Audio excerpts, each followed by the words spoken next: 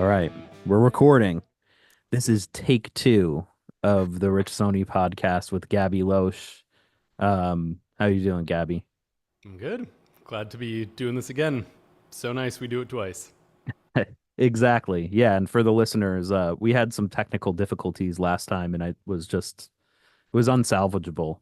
The audio was just messed up, so we're doing a do-over. I took some notes. I wrote down all the good stuff that we talked about, so we can open up anything that doesn't come up naturally that was Excellent. good from that recording. Yeah, But overwhelmingly more eloquent last time. You can just pepper in some of my own full quotes. yeah, yeah. Well, I will, but I'm sure that will be more eloquent this time since it's take two. Um, so just a little intro for the listener. Gabby and I worked together as software engineers at WeWork previously, and we had chatted a lot about music, just around the coffee cooler. I was gonna say the coffee pot. Um, and yeah, we got into talking about Lutherie and guitars, and then then I won a guitar that you had made. You continued on with the with building your skills in Lutherie, and you've been Yeah. building guitars, and then I ended up winning one in a raffle recently, and we'll talk a little bit about that, but we'll also talk about just whatever in general, Lutherie, guitars, Yeah. whatever it is. Like I said in our text, sourdough making. I feel like we talked about that at some point, right? That was you. Did Yeah, you dabble in the that, sourdough? that was a big Okay. pandemic topic for a lot of people. Sure. Yeah. For me, it was kombucha during the pandemic. Yep, Getting cut off of that WeWork also kombucha was tough. everyone was into fermentation Yeah. during lockdown. Yeah. But you were into, as we discussed previously, one thing you had picked up pretty heavily was the guitar building during pandemic as well. Yeah. Maybe that's a good place to start is how you had gotten into Lutherie and then how you started to ultimately continually build guitars as you'll get into in the story, of course. Yeah, so the kind of origin story, I started playing guitar when I was 13 or 14. Um, took I think it was my third try picking up the guitar. I started once when I was maybe 7, learning on my father's classical guitar, and I remember my hands were literally too small to like fully shape chords. Um, but yeah, when I was 13 or 14, I picked it up again and have stuck with it since. And at some point in high school, I kind of got it into my head that I wanted to build one. My father was doing a lot of carpentry. He had started doing woodworking just in our garage growing up. Um, it's like very much a savant with it. He is a graphic artist by trade, but just has kind of a very like visual, tactile mind in that way that he would see a piece of furniture and then like go home and sketch it out and then just build it. Just remarkable. Um, so I think without that, like the idea of building stuff probably wouldn't have been on my radar at all. But yeah, it was like seeing him like take a pen and pad and a measuring tape and like sketch these things out and then go home and make it. And so it kind of inspired the possibility of opening up that world that you can make stuff with your hands that exists. And it was like getting really into guitar, so it was obviously on the mind a lot. And I think that kind of brought me to that idea. And at the time, I was probably like 16 when the idea first kind of popped into my head. So um, I bought a book on eBay, just like a used book from, I don't know, I think like the late 70s, early 80s, that I still have on my shelf over there. um, just like a, walk through kind of thing. I Constructing a Solid Body Guitar by Roger H. Roger Siminoff, yeah. Siminoff, right? Yeah, yeah. You I just have the picture from last time I was nice. splicing. Yeah. Yeah, it's still like an excellent reference material. I come back to it every once in a while, but no, I picked that up. I like read through it during my study halls in high school. I've like a clear memory of sitting there with a little scrap of paper, like taking notes on materials I would need and tools and all that stuff. How were you with working on guitars back then? Did you do any Oh work on them at no, all? Okay. no, not Just even. changing strings, and that was it, Yeah, I kind of mean, I thing. don't even think I was good at changing strings. Like, Yeah, yeah. where I got the idea in my mind that this was remotely within the realm of my abilities. I don't know, the confidence of the young, I guess. But Sure. yeah, so I like came up with this whole idea to do it, and I think at the time it was just kind of prohibitive as far as cost of tools and materials, and so much unknown. Like the internet was still like kind of fresh. There wasn't, I don't know, I mean, I'm sure there was someone with like a very involved web forum with their info, but that was all still kind of beyond me at that point. So I kind of let it go. I still had that kind of floating in the back of my mind as something I wanted to do, but I let it go for the time being. And uh, in college, when junior spring, most of my friends went, studied abroad, and I'd already taken a year off after high school and went abroad myself. So kind of felt like I had already had that experience and didn't need to do that again. And because of that, I had enough credits to take a semester off and still graduate on time. So I found this little school down in Georgia in a town just outside Atlanta. It was a 6-week course, um, building, repair, just sort of a real crash course. Um, What was the school? Do you remember? yeah, it's called Atlanta Guitar Works. Still around, as far as I know. There were like some really good instructors. Um, I built an electric, a neck through electric, and an acoustic, both of which I still have.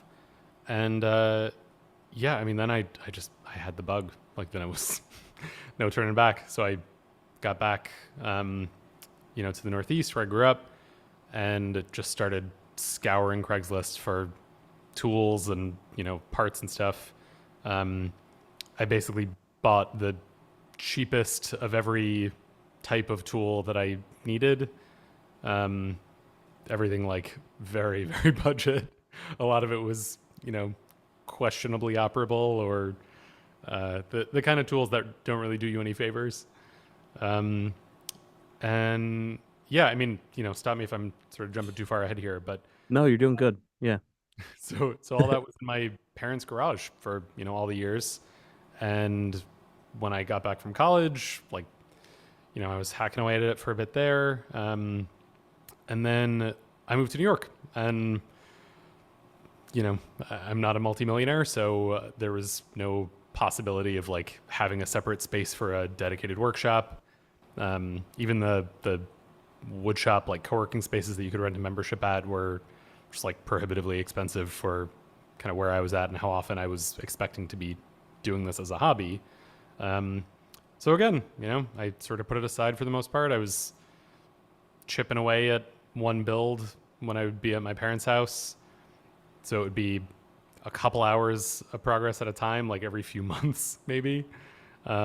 So the guitar I was working on at that point took me 8 years from start to finish, like almost to the day, 8 years to finish. Um, Was and that what about did you mention last time there was like a first one that you had built for someone in between then, or was that after this? yeah, that was before. Okay. So this was like the third, I guess, guitar took you 8 years? The fourth, yeah, the fourth took Fourth. me 8 years. Okay. The third was a Telecaster, like a custom Telecaster I built for a guitar player who I met from. He and I went to the same college. Him a bunch of years before me, but he has a band that would like often play on campus, and we kind of reconnected after that, and that's how that one started. But yeah, number four took me 8 years. Sure. Yeah, yeah. And that makes sense. And then after COVID, it picked up with 5, 6 up to, did you just finish? Was that 13 that you 14. finished? Yeah, I just 14? finished 14 Nice. 2 weeks ago, I think. Uh, Amazing. yeah, Well, I may have built 14 mostly since we last spoke, I actually. think so. I think that last time we spoke, 13 had been completed. Yeah. somewhat recently, and I've been watching you build 14 on Instagram. So for the listener, if you want to get a more of a visual of what Gabby's guitars look like, check out loschguitars.com or follow him on Instagram. He has some pretty cool stories as he's building out the guitars. That one that you just built had a really, really nice body on it. Yeah, so number 14, that one, I just shipped that out, I think yesterday. And that one, the body shape actually was designed by the guy who it was for. Wow. He's a designer that I worked with, I don't know, maybe 3 years ago or so at my current job, but he's since moved on. And we, he's also a woodworker. So we, have nerded out on a lot of stuff over the last couple of years. And um, he also participated in the raffle for number 6, which you now have. And after that, I reached out and was like, hey, do you want to do something custom? And then it was like rapid fire. He was sending me, SVGs back and forth of like, how about this shape? How about this shape? And it's like, these are great. You just got to choose. But yeah, that body shape was, that was all him. That's really cool. Really cool. It's like super ergonomic. It's very Jazzmaster like in its style. But it's really like its own distinct thing. Was that the first custom body that you did, or have you done others before? Uh, that was definitely the first one that someone else was like, "Here, I designed this. Can you do that?" Which is really exciting. But Sure. Yeah. the yeah, I guess the only other ones I've done that are not like standard kind of big five guitar company bodies are one of my own design, which actually, well, I'm saying it, I've got the template here. So Oh, cool. I don't know how. There we go. You could see it. Yeah, yeah. Yeah. So this one, I designed this. I don't know, maybe 2 years ago. So I've done this one now, I think twice, and plus one for the one that I'm currently building, number 15. Yeah, it's modified single cut type of deal. Yeah, I like it. It's cool. It's kind of it looks a little bigger than a normal single cut. A little Uh, wider at the bottom. Is it no, not? the lower bout is very standard. Oh, interesting. Yeah, it's a little bit more tapered in the waist. I pulled the waist in a bit more from kind of a conventional size, um, and then adjusted the horn and both of the horns, to just make them a little more kind of to my own preferred ergonomics. Sick. And last time you had talked about these Shrek horns that you put on one, right? Is that your taste? The They've Shrek Shreked down. horn. So the first guitar that I made, the first electric at that school in Georgia, that's the one that I affectionately call the Shrek horn guitar. Both of the horns sort of branch out like that, and I've kind of the Shrek ears. No, I wouldn't say that's my style. Um, yeah, I don't. I get it though. When you're making your first one, you probably wanted to go a little crazier than you might now, right? Yeah, I also like. I think I sketched that out on paper and uh, didn't quite have the same sense of like how that would translate in practice. It sort of looked interesting and novel to me on paper at the time, and I don't think I was really thinking through like, all right, well, how is this going to exist in the physical plane in 3 dimensions when it's wood and strung up and not just a sketch on paper. Yeah, sure. I totally get that. Um, and you had mentioned that you were pretty into alembic guitars back then, and they kind of have a bigger like shape at the top, especially the bass, because they had basses first, so Yeah, their shapes are pretty unique typically. So I could see yeah, that. definitely inspired by alembic.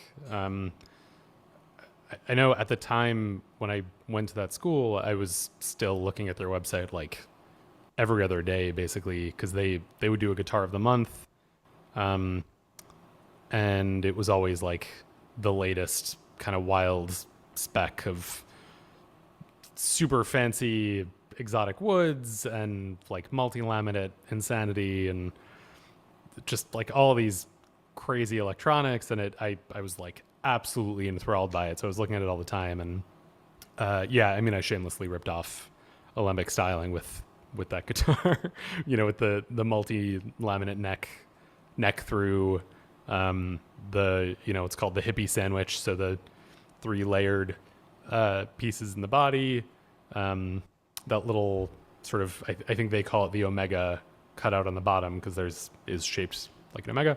Um, yeah, just I mean, full like fanboy alembic build.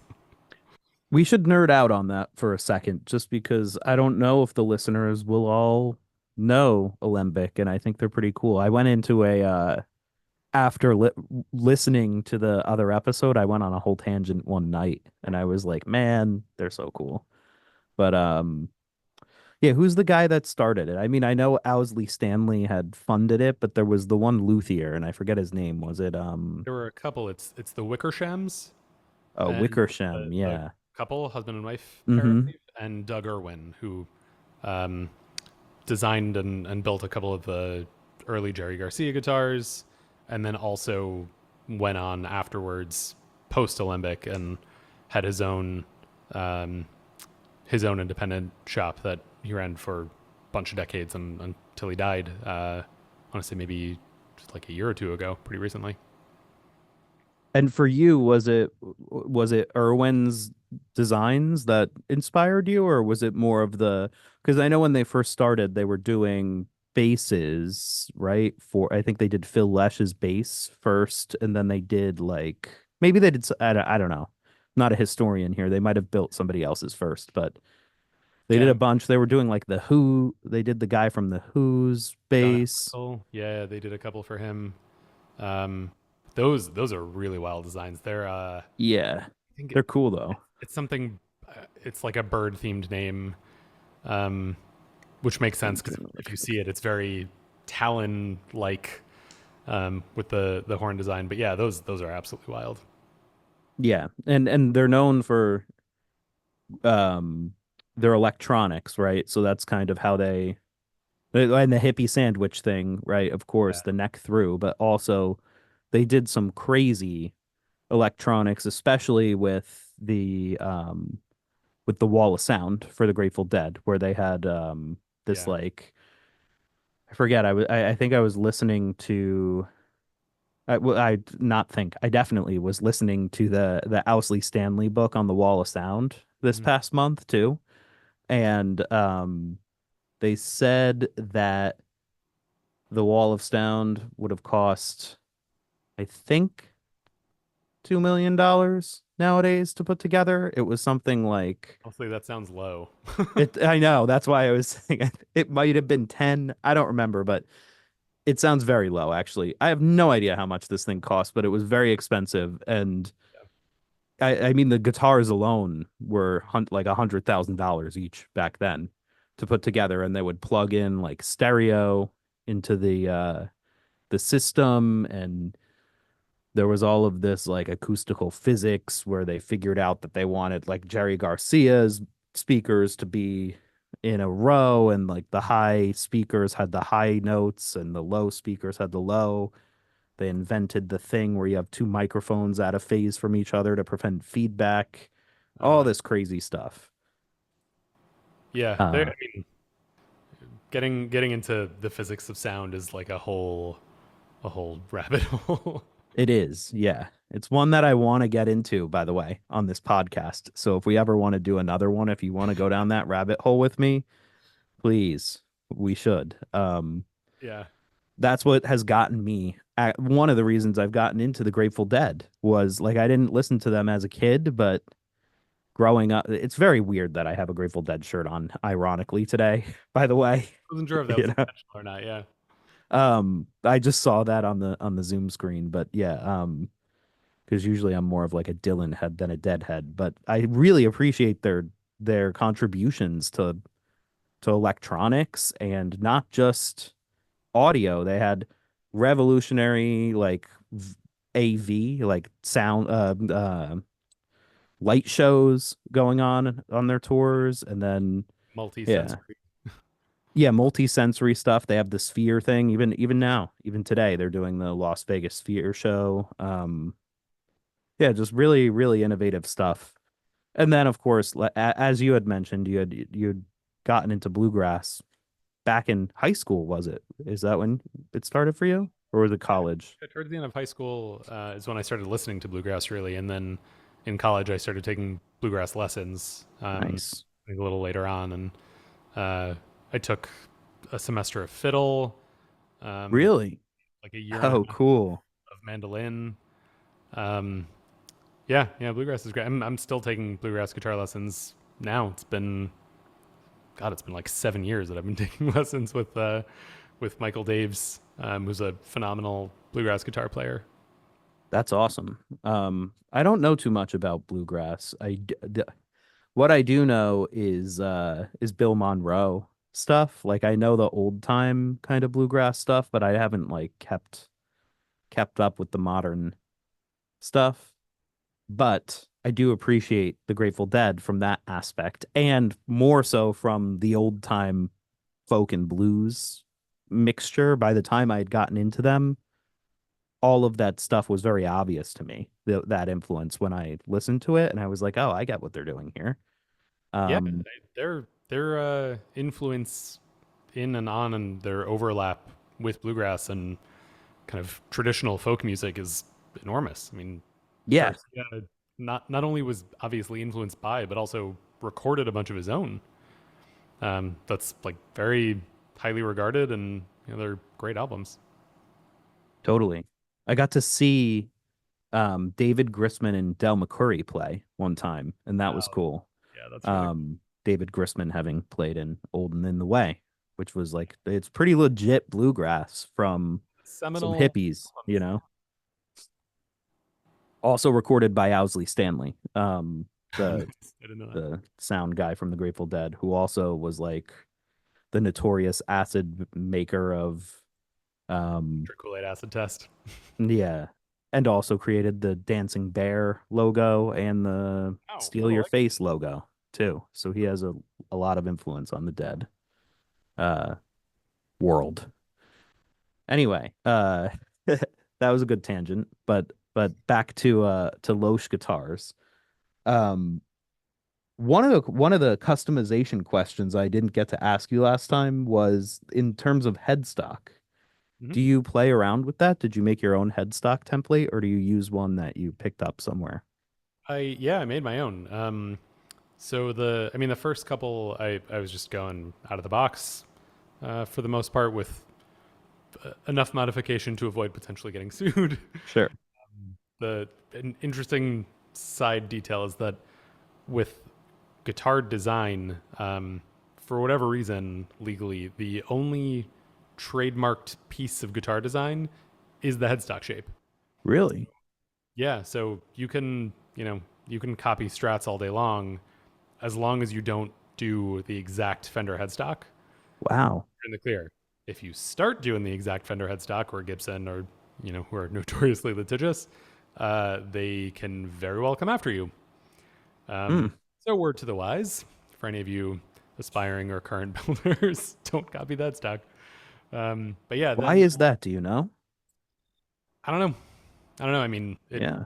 It's logically weird. it would seem to me like the Strat body shape and the Telly body shape and the Les Paul, like those seem to me just as iconic and obviously affiliated to the maker as the headstock. So I wonder if that law predates it. Like, cause then like you have like the dreadnought styles are very much copied everywhere. The acoustic styles, even like the ES335 archtop type stuff. yeah, Maybe that's why. I don't know. But that yeah, is very interesting because I not a little agree. Yeah. bit. But yeah, let's see. Oh, well, they're on the wall behind me, but you can sort of see right Oh yeah. there. That's Yep. the template that I made for my own 3x3 headstock. So three tuners on either side. Um, I don't even think I've made a template yet for the 6 in line. So the Fender style where all the tuners in a row. Um, I have I have it just on paper, and I think I've just been cutting them by hand and sort of finishing by hand. But yeah, I do have a design for that I came up with also. Cool. Yeah, it looks really neat. I was just looking at the guitar now and I was wondering because I remember when I had made mine, I had for the listener, I had taken a one of those weekend build your own guitar type workshops and I built my own guitar and it works okay.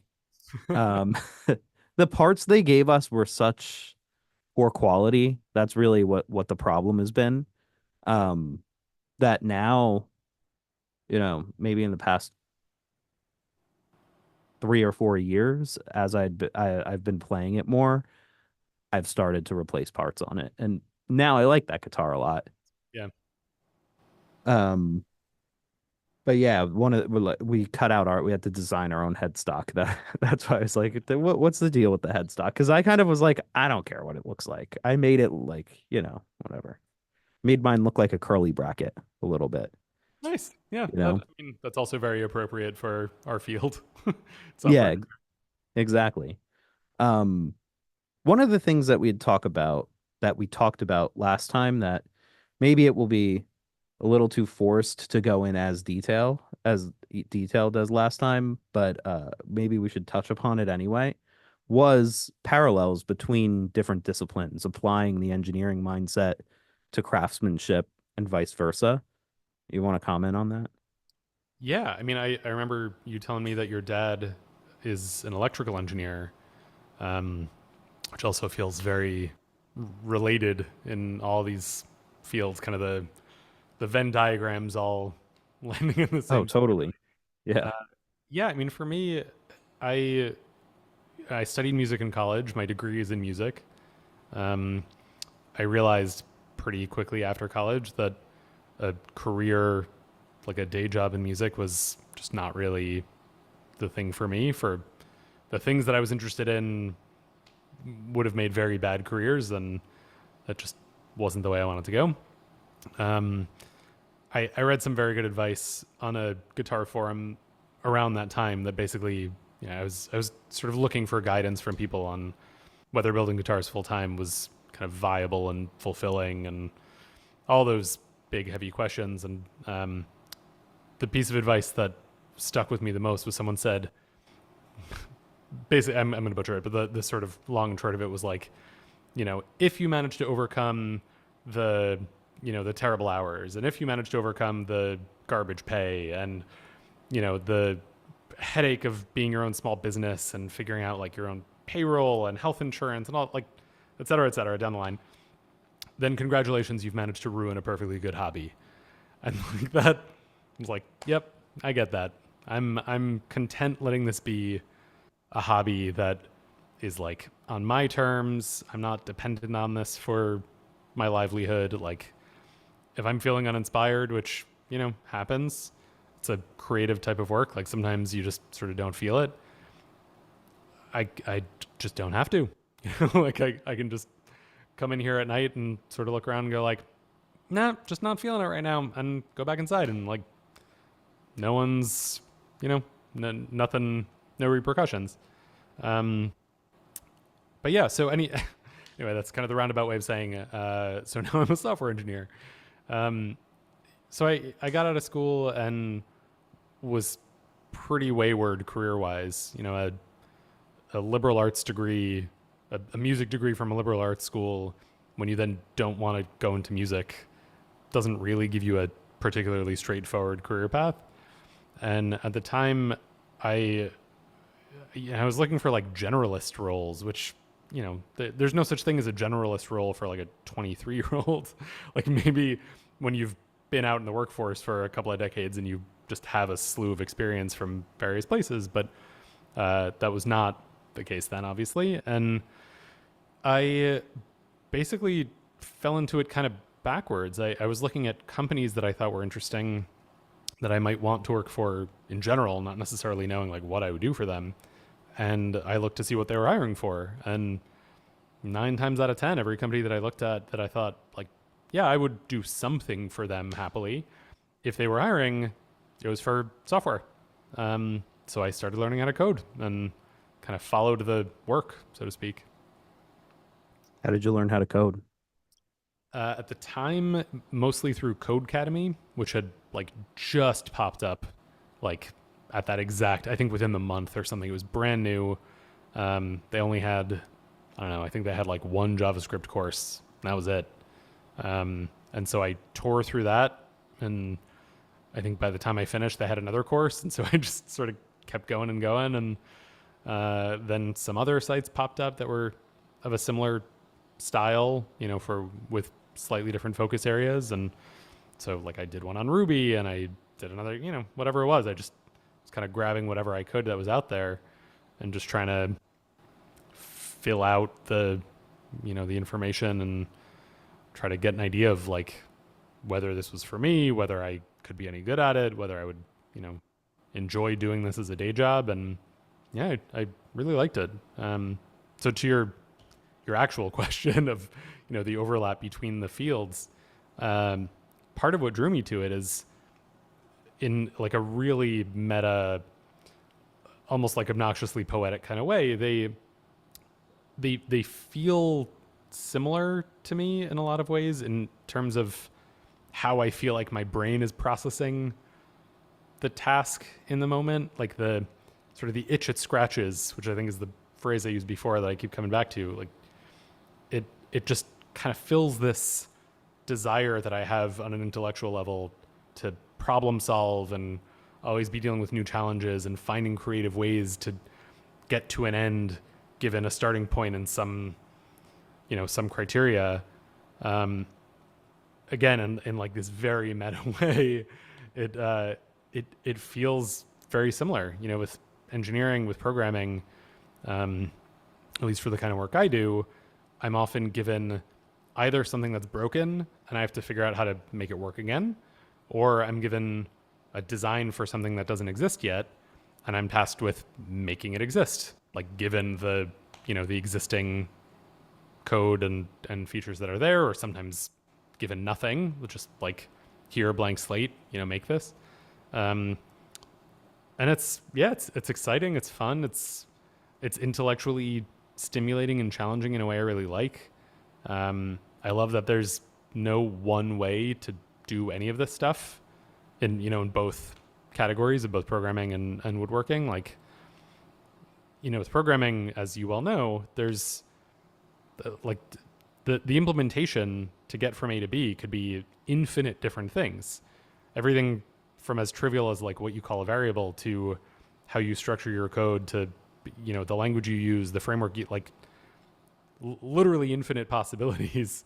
And with woodworking too, like, I don't know, last night, for example, I was carving the top of a guitar body that I've got annoyingly just out of reach right behind me. But I had it on the table in front of me and I'm sort of looking at it and thinking like, all right, I need to take off material in these areas. I need it to, I want it to look a certain way. I want it to feel a certain way. And so I open up what I affectionately call my drawer of torture tools, which is like all the rasps and files and cutting tools, to remove material. And I'm just sort of looking through like, I could use this, I could use a combination of these, like I could start with this and then sort of migrate my way through, from a coarser rasp or file down to like the really fine grit kind of stuff. And like that's what I love. You come in every time and like, I'm a one person operation. I'm not a factory. I'm not, programming CNCs to just like automate the whole work. So for me, every time it's always slightly different and slightly novel. And sometimes that's just because I feel like doing it differently. And sometimes it's because, the nature of the design I'm working on, or often the nature of the wood itself, the species, the density, the grain orientation, all these little factors kind of guide you towards one thing or another. And sometimes you've got to kind of pivot on the fly and, you realize like, all right, I started cutting into this and found that there's a knot under here, or, the grain direction changes, like got to switch tactics. And to me, like as frustrating as some of those things can be in the moment, that's also what makes it interesting. If it were just the same routine every time, Like, all right, here's a plank of wood, cut it here, flip it around. Like that to me loses the novelty extremely quickly. Uh, but because it's always something even slightly different every time, it really keeps me engaged. Sure, it's this like I, there's definitely a word for this type of work, right? And they're very similar. You're kind of navigating. It's like you're steering this vehicle through some unknown water, like a ship through, I don't know. It's not like that at all. It's like in Star Wars when they have to launch the torpedoes Obviously, into the we're both. Death Star, you know? You're going through that tunnel, but there's like ships coming in. You have something you're trying to do, but it's not just going to be a straight path. Yeah. Yeah, it's definitely I noticed that with a lot of different like pieces of work or hobby things that I do. I don't know what that word is, but I enjoy that too. Right? Like with code, sometimes I like seeing what somebody already built and looking at it and just being like, okay, I see what you were doing here. I'm gonna redo it. I'm gonna redo this whole thing. I know how to do it like a really, really clean way. It's gonna feel so gratifying to clean this whole thing up. Other times it's fun to just do something from scratch, but there's all these different environmental constraints that you have to adapt to, and it is very stimulating. Yeah. One big difference you mentioned last time that I want to call out is in woodworking, obviously, there's a much higher danger than the type of programming we do, right? We're not like launching missiles at Full contact software engineering. Yeah. yeah. Um, but one aspect of that was really interesting that you had mentioned was you really have to be disciplined about stopping when you're feeling fatigued. Yeah. Fatigued. I'd brought on that even more. Fatigued in any sort of way, physically, mentally, any sort of like, you really have to be present and aware, um, in a way that can be kind of taxing, uh, energy wise, to just like really be focused like that. Um, yeah, I mean, like you said, with our respective day jobs, neither of us is working for Lockheed Martin or like, Yeah. we're working on something that is in any way life dependency related.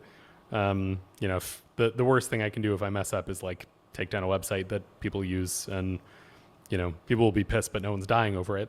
Uh, with this stuff, yeah, I'd say almost everything in this room that I'm standing in now could, maim or kill me if handled incorrectly or carelessly. So, yeah, one of the things we talked about last time was I've been getting a lot better at, but still definitely have a ways to go on finding my own threshold where I need to kind of tap out for the time being, whether that be because I'm physically tired, because, it's physical work. Like last night when I was carving this top, which I still have a ways to go, it's very physical work. Like, I broke a sweat doing that. And um, some of the stuff, especially the repetitive things, you're really, it's often like one muscle that you're just constantly kind of railing on. So it can be tiring, but yeah, even the rest of it, like if you're not pretty laser focused, um, a saw blade gets too close to your fingers, or a router bit spinning too close to it. Like there are a lot of ways things can go wrong. So um, I've been trying to get better at realizing the point of no return where I'm not quite as dialed in as I need to be, and just sort of like, all right, well, that's it for today. I'm calling it a night. Sure. What about even like, do you do any like how do you said you walk down sometimes and you'll be like, I'm not feeling it tonight. Do you have to do anything to kind of get yourself centered before you do this work? It's a good question. I don't think so. I mean, for the most part, if anything, it's kind of the opposite. That I'm often, I'd say almost always, like pretty psyched up on this work. Um, I mean, I think about it pretty much throughout the day, any given day. It's usually what I'm thinking about as I'm falling asleep. Um, I nerd out on this stuff real hard. So for the most part, when I come out here, so by the way, as a little kind of back explanation, right now I'm in my Yeah, yeah, workshop. yeah.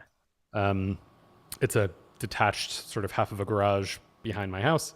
So and I work from home. So generally, I finish my workday, I come out here, I'll spend a couple hours, tinkering or working on stuff, and I go back. So when I say that, I like come out here and sometimes I don't feel it, I walk the whatever 100 feet back to the house and do that. But yeah, I think the non-inspired moments are by far the exception, not the rule.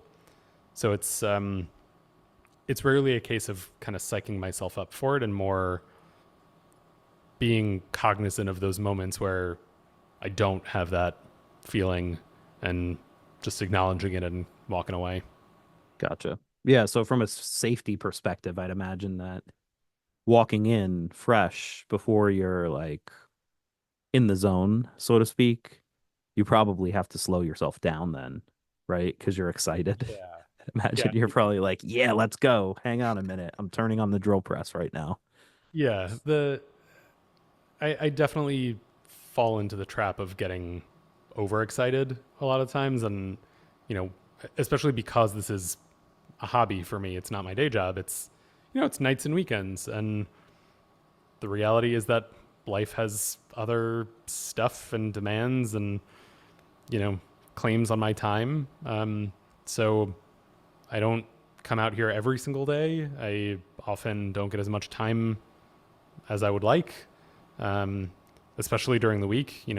Maybe in the evening I get an hour here, 2 hours here, but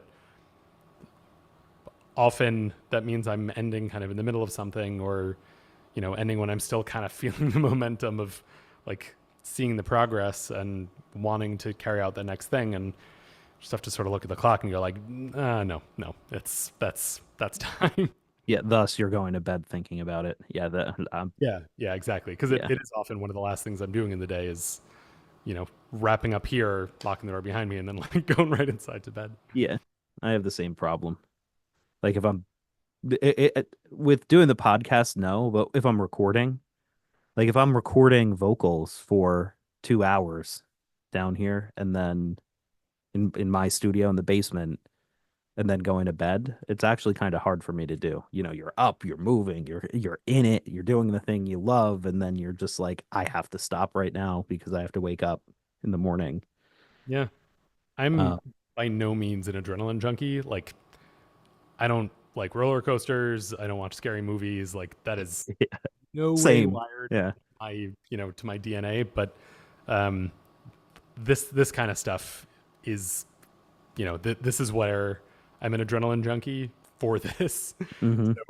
Yeah, when I wrap up, like even if I'm kind of physically spent for the day, I'm still like mind racing, thinking of like the next things and the next things and the next things, and like, well, what if I change this, or what if I use these parts, or what if I change this thing up, and you know, going back to what we were talking about before, that's part of what makes this interesting to me is infinite possibility, right? Like I said before, I'm not a factory. I'm a one man person, and in some ways that's limiting, but in a lot of ways it's freeing, right? I could, like right now this thing I'm building is just for me because I want to try this thing out as an experiment. I'm not sure it's going to work. I think it will, but I'm just doing it because why not? And I could theoretically like turn down a project if someone came to me and was like, "Hey, I want to do this thing," and it's just not, not something that is like exciting to me creatively. Like that that's part of the perks of doing this as a hobby. And I've got a mountain of different kinds of lumber stacked up on the wall right over there and over there and over there. So it's thinking of kind of the all those combinations in my mind is often really fun. Thinking like, all right, well, if I took this body shape and this combination of woods and these electronics, like how would that work? Or like, what if I then modified the shape a little bit? Like all those little things. That's what I love thinking about. Every piece of a guitar is you could spend years making a decision on it, and yeah, it's kind of cool that you get to make those micro decisions or, at least consult on them if you're doing a commission project with someone, but you get to make those a lot more often than a typical guitarist does.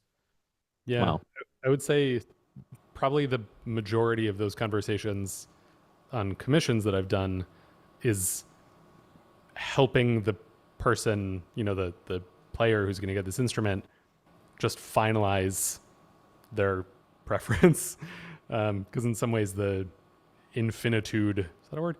yeah, Infinitude, sure. um, why not? It's your podcast, so make it Yeah, personal. Of all the options can be daunting to a lot of people, myself included.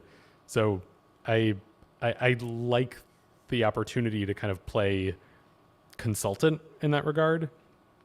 Presenting the client with all the different possibilities and talking through like, all right, well, what are you after? Or like, here are a couple of options.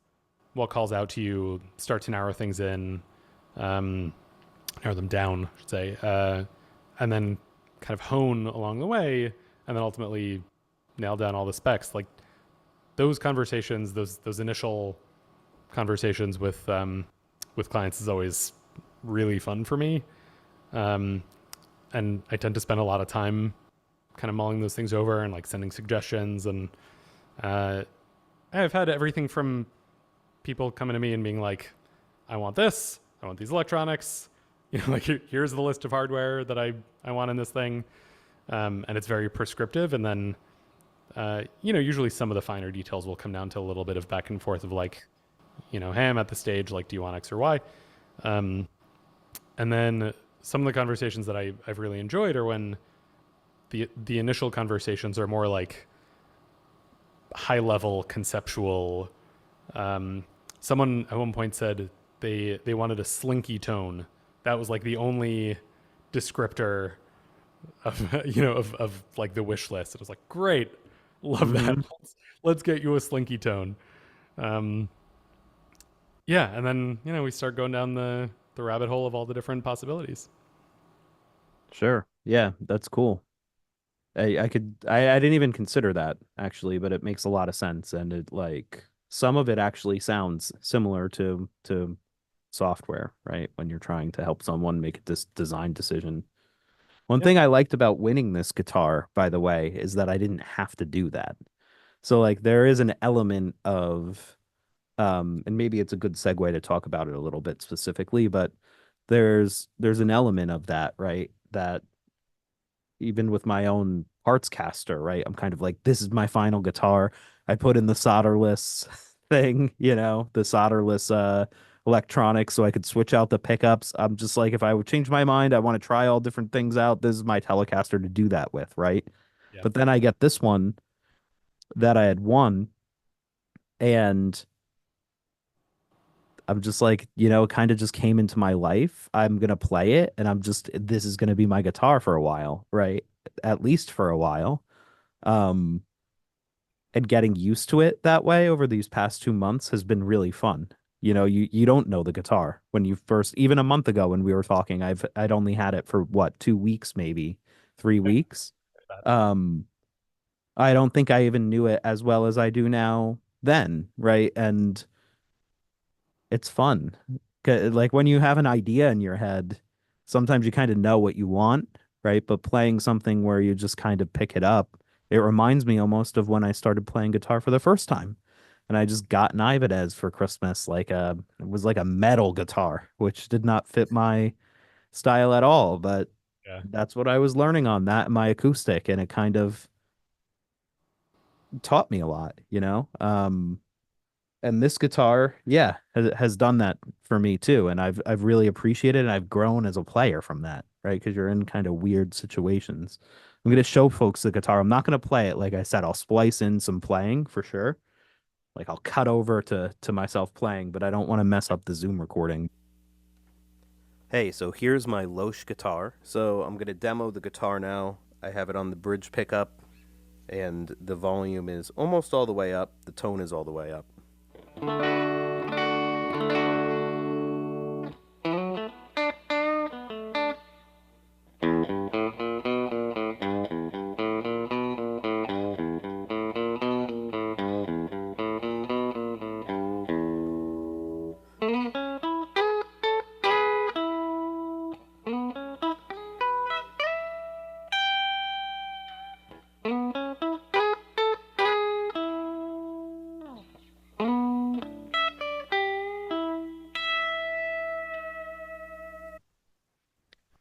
Um, and if you want, Gabby, you can kind of talk about it because you know it probably better than me by spec.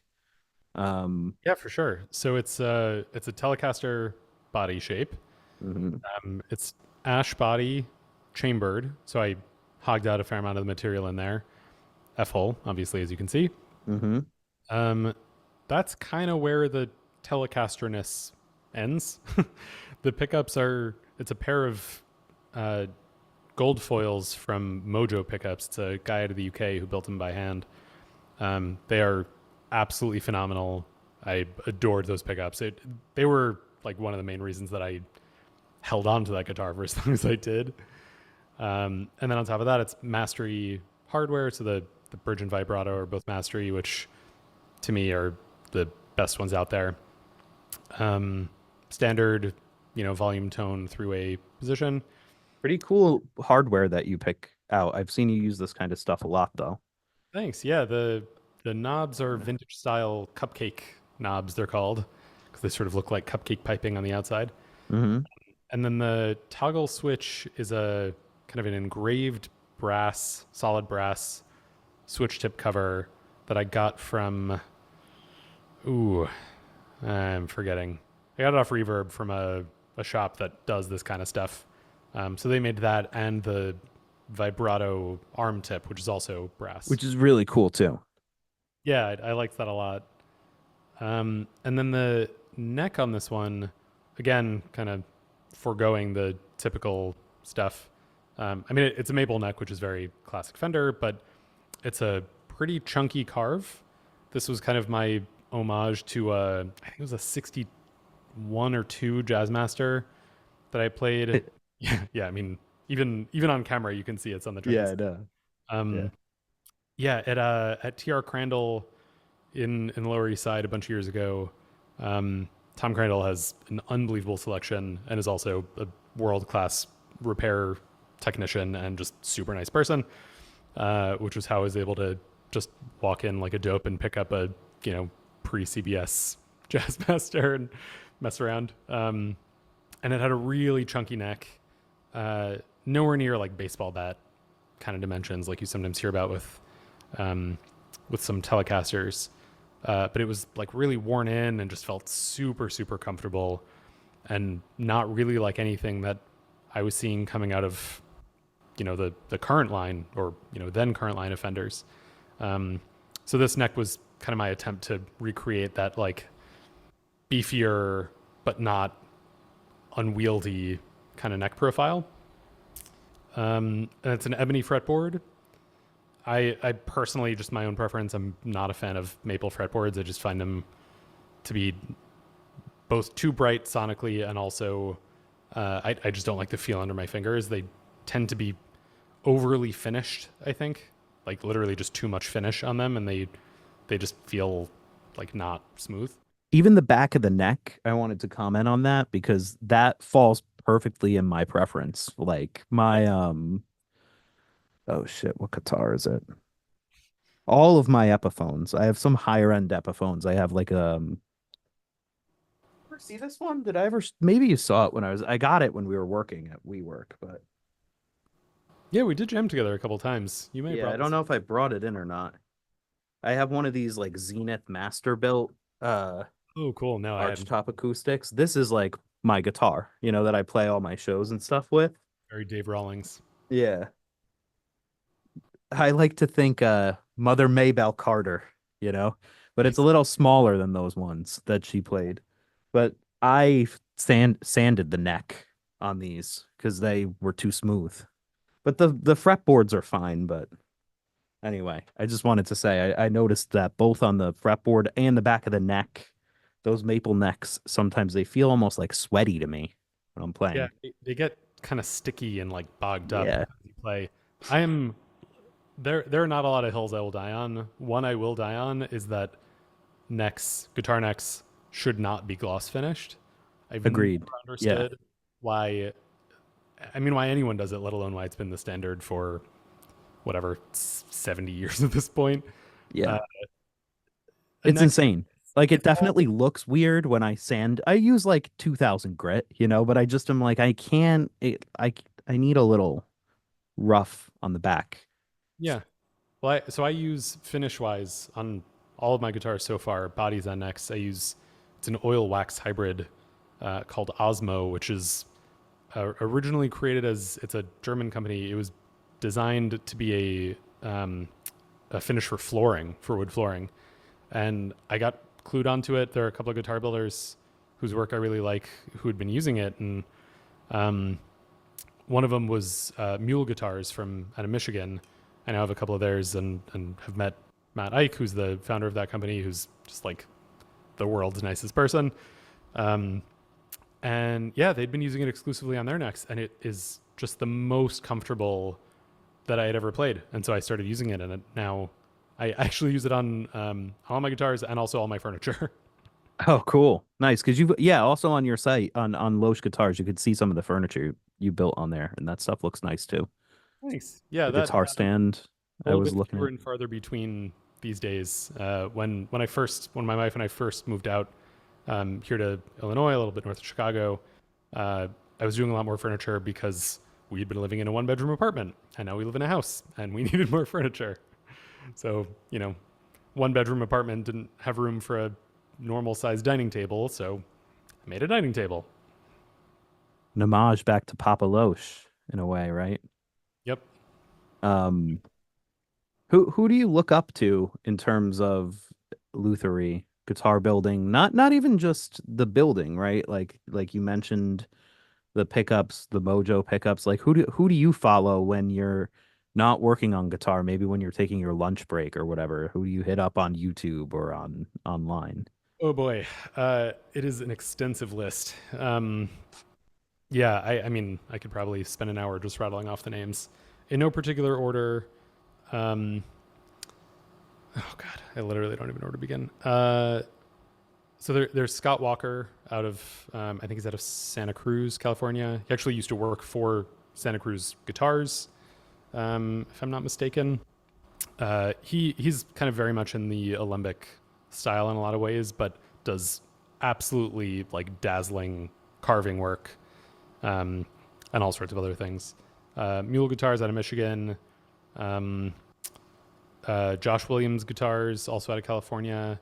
He does mostly like 335 style, but just like gorgeous finish work and really nice aesthetic and just very like clean touch.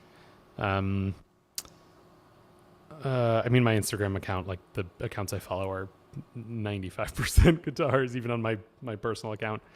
Um, yeah, Wide Sky out of originally New Mexico, now Hawaii. He moved out a couple of years ago and uses a lot of Koa, so now he's in the home Of scene. course. Yeah, yeah. Yeah, You ever I'm follow Rosa Stringworks? You know no. them? We should check him out. He's more of like a repair guy, but you could like, people will send him like an old 1930s like mandolin or something, and he'll be like gently taking off I don't remember the parts, the top of it and repairing underneath. It's very therapeutic. That's the only like luthier type of channel that I watch, but very addictive. I've actually reached out to him a few times when I had issues. I had made my own after I took that course. One of the first things I did on my before I had this guitar, I still have it, but I have one of the John Lennon Epiphone ones with like the P90 electric guitar pickups in it. Yep. So I was playing a lot of shows with that, and I replaced the nut and the saddle, but the angle was wrong. So my D strings were breaking every show. I'd break two, three D strings. And I couldn't figure out why. Even now, like I still have that saddle that I was like, it's like why start over when Right. it's almost right. Yeah. But I have to put like chapstick on it to make sure that it doesn't like snap the D string. Maybe I'll send it out to you one day, Gabby.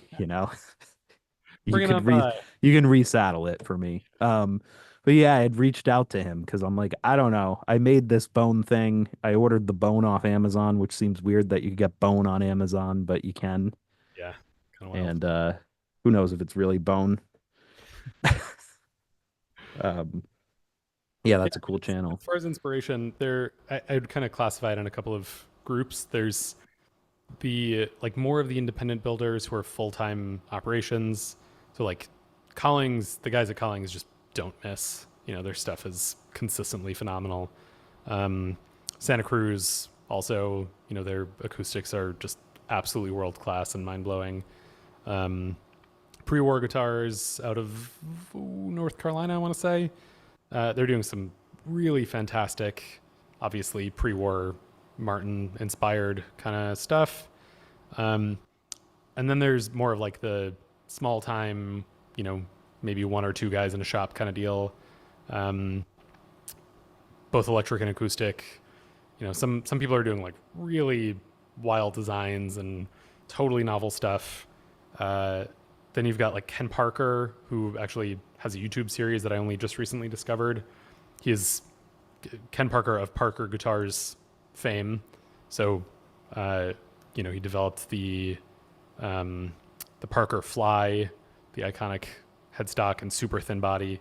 His arch tops are mind blowing. Like Mm, not I didn't only know that. in just oh yeah, look up his arch tops. They're incredible.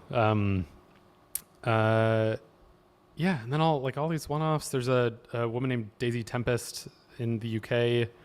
Who builds just like stunning, lovely acoustics. Tom Sands, also out of the UK, just staggeringly gorgeous acoustics. So even though like I'm actually looking to start building acoustics myself soon, um, but all those things, they're all kind of design cues, and like even if it's not the exact type of thing that you're working on, and again, not to get like too poetic or You can get poetic. I usually have songwriters on here. You know? but like you can get inspiration from anything, even if Mhm. it's not directly related to what you're doing or like within the exact kind of realm. Um, so yeah, I mean, I've definitely taken design cues from people who do completely different things to what I do, and people who do very similar things to what I do. But it's all, sometimes you see something and something clicks in your head and you just go like, whoa, oh yeah, yeah, that's a direction I want to follow, or like that's a material. Oh, here's a. I'm rambling a little bit, but here's an So example of something that I haven't copied, but kind of threw me for a little bit of a loop, like kind of knocked me off the guardrails a little bit in a nice way. Um, there's a guy, I don't know his real name. He works under Goat Rock Guitars. Um, I don't know him personally. I just follow his work, and he has done a couple of cases now where he makes his own pick guards out of um, fabric. Like he could, I don't know if it's like a bolt of fabric or if he's like maybe found some old T-shirts at a Goodwill or something like that. But the material had a really cool pattern, and he did a couple of trial and error passes with it, and was able to create a pick guard out of it by doing sort of a multi-layer epoxy type of deal in order to get it solid enough that it could actually be, machined and worked with. Um, and like that blew my mind. Just like never would have occurred to me to take fabric and harden it and then turn it into a part. Like, very all cool. that stuff is just like, it's fascinating what people come up with and the ideas that people have. Yeah, it's really inspiring. Totally. Yeah, thanks for sharing those. Those are good follows for any of us that are also interested in just the artwork of making guitars, right? Yeah. Um, one last question before we finish up. I think we've been going for a bit now, right? Yeah. Um, have you ever thought about doing repair? Do you do repair? I do not. Um, so repair, for the most part, is where the money is at. A lot of people who build because they love building, if it's their day job, they really make their living doing repair. It's just you know the nature of it is it's a much more reliable business. Um, Me doing this as a hobby, again, one of the kind of benefits of that is that I'm not dependent on this for my livelihood. So uh, I don't really enjoy repair. To me, that's more of the necessity when it comes up. Um, yeah, so I really like to, especially because I don't have as much time to do this as I would otherwise like. Again, being a hobby, I prefer to spend the time I have for this kind of stuff building. Yeah, that's what I wanted to know. I was curious because yeah, I figured that. It's the same for me with kind of, mixing, etc. I don't really, at least right now, have an interest in really mixing professionally. I like mixing my own work. Yeah, I But think in a lot of fields, people, especially creative ones, there's often like one subcategory or like subdiscipline of the work that people tend to be like, yeah, that's the one thing that I would gladly pay someone else to do. Or, yeah, like, well, that's the old saying, right? Like, do the thing if you want to make money, do the thing no one wants to do.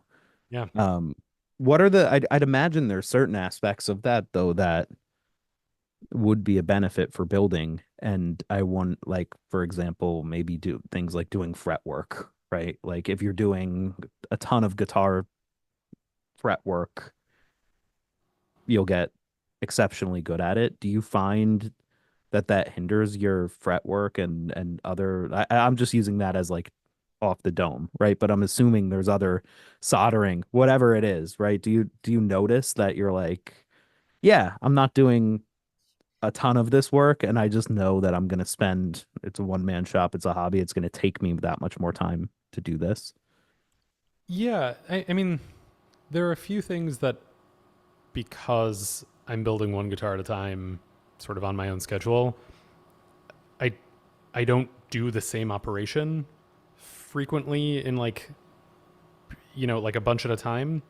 If I were working in a repair shop, I'd be doing fret work, whatever, 30 times a day. And Intonation, yeah, all of that stuff, all those things would just be kind of part of the routine and like constantly drilled in.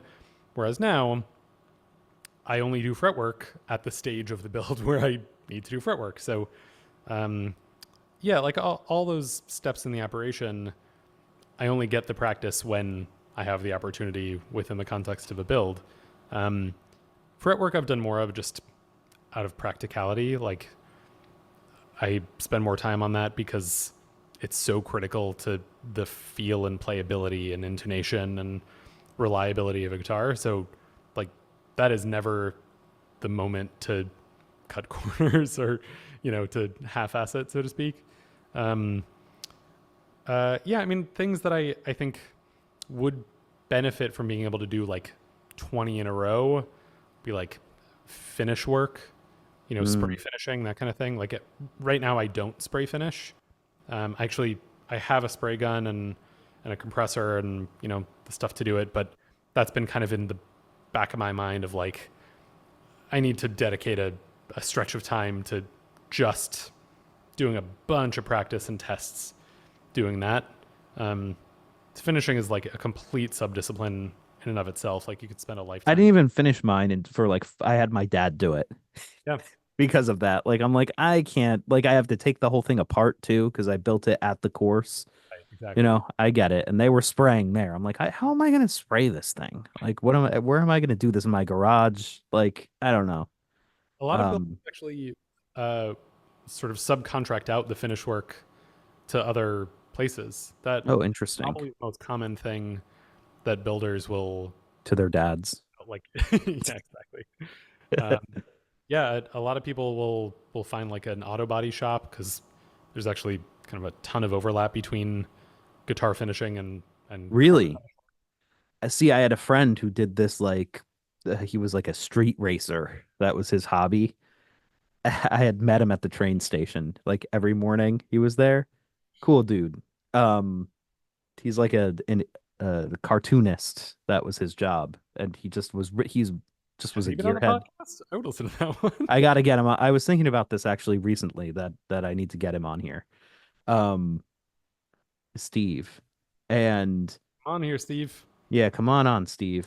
And I had talked to him about the guitar, and he was like, "You should just bring it to the auto body shop, and you could even have them put the one where you could take it off. I forget what that's called. The Plasti Dip. You ever hear of that? Oh, yeah, man. There's some wild stuff. There's yeah, in the car. So that's cool to know. So like, I Yeah. might look into that. Yeah, auto body shops they're perfectly outfitted for that kind of thing. And also historically, the early, 50s and 60s Fender finishes in particular, those were all auto body colors. Like Oh, I didn't know that. yeah, like the reason, Gretsch, the kind of iconic green that Gretsch uses is called Cadillac green is because it was the green from Cadillac. Wow. Yeah, That's really cool. all those colors, they were DuPont paint. So often they would change the name, but you could look up the paint code and find the, the swatch from DuPont, and it would be like, here's your, your Daphne blue, like by a slightly different name. Like that's the same thing Fender's using. That's really cool because I admire those eras or both of those things from that era.